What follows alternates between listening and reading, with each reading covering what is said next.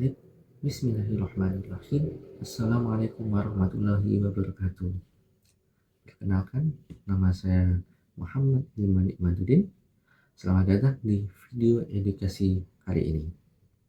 Hari ini kita akan membahas topik yang sangat penting bagi kita semua, yaitu bagaimana caranya menjadi remaja yang tidak hanya sehat secara fisik, tapi juga sehat secara mental, dengan judul Strategi Menjadi Remaja yang Sehat Mental. Membangun resiliensi dan kebahagiaan di masa muda. Mengapa kesehatan mental itu penting? Masa remaja adalah masa transisi yang penuh perubahan fisik, emosional, sosial. Kesehatan mental mempengaruhi cara kita berpikir, merasa, dan bertindak, membantu menghadapi stres, berhubungan dengan orang lain, dan membuat pilihan yang baik. Sehat mental bukan berarti tidak kemana-mana, tapi siap menghadapi segalanya. Kenapa sih kita harus peduli pada kesehatan mental? Masa remaja itu masa yang seru, tapi juga menantang. Perubahan hormon, tekanan sekolah, pertemanan, semuanya menumpuk. Kalau mental kita sehat, kita jadi lebih jago ngadepin stres dan nggak gampang down. Apa itu sehat mental? Sehat mental itu bukan sekedar tidak adanya gangguan jiwa, melainkan kondisi sejahtera di mana individu menyadari potensinya sendiri, dapat mengatasi tekanan hidup yang normal, dapat bekerja atau belajar secara produktif, mampu memberikan kontribusi kepada komunitasnya.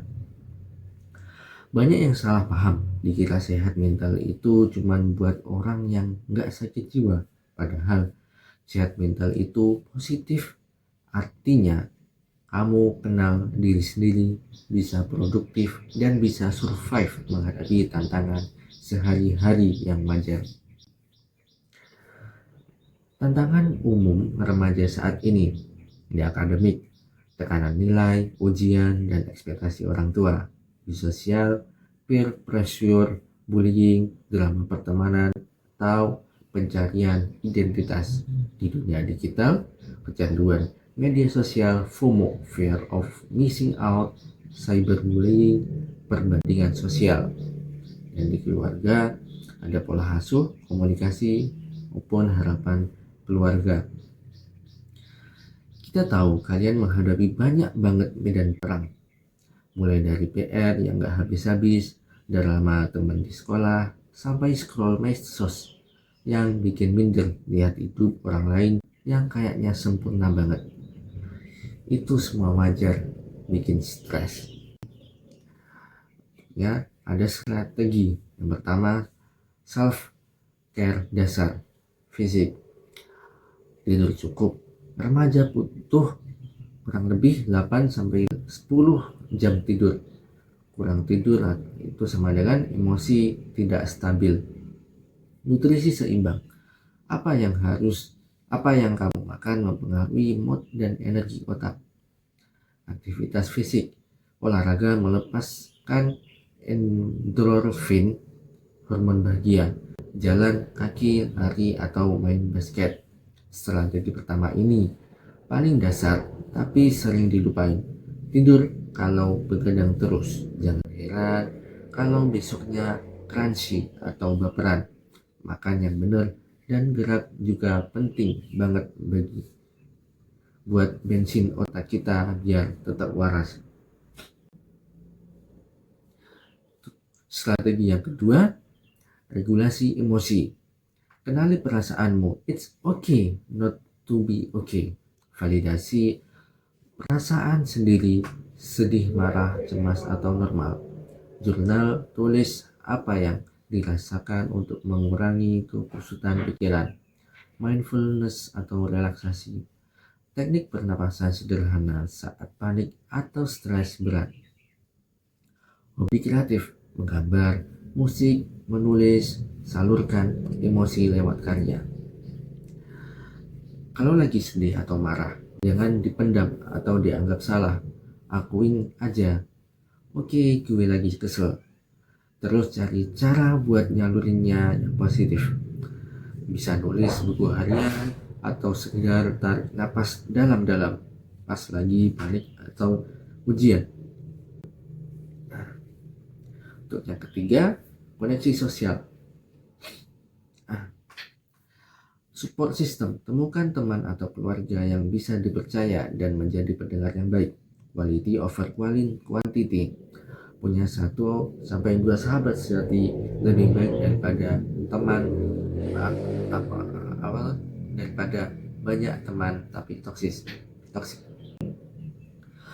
Tetapkan batasan, boundaries, berani bilang tidak pada hal yang merugikan diri sendiri. Kita manusia butuh curhat, cari teman yang beneran peduli, bukan yang ada pas seneng doang. Dan ingat, kamu berhak bilang enggak kalau diajak ngelakuin hal yang tidak kamu sukai. Untuk strategi keempat, yakni digital well-being. Batasi screen time. Tetapkan jam pada HP, misalkan sebelum tidur.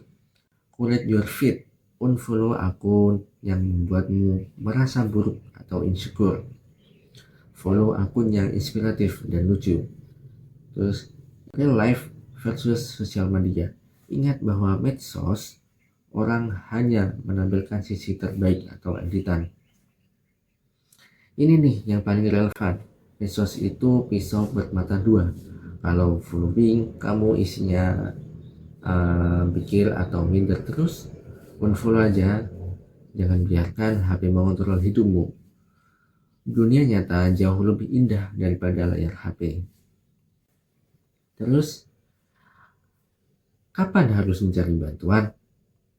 Perubahan drastis pada pola tidur atau makan, kehilangan minat pada hobi yang dulu disukai, menarik diri dari teman dan keluarga terus-menerus, perasaan sedih, cemas, atau marah yang intens berkepanjangan. Kurang lebih sekitar 2 mingguan. Pikiran untuk menyakiti diri sendiri, cari bantuan. Itu bisa dari orang tua, guru BK, psikolog, puskesmas, rumah sakit, hotline, ataupun hotline kesehatan mental. Kalau kalian atau teman kalian mengalami tanda-tanda ini, please jangan diem aja.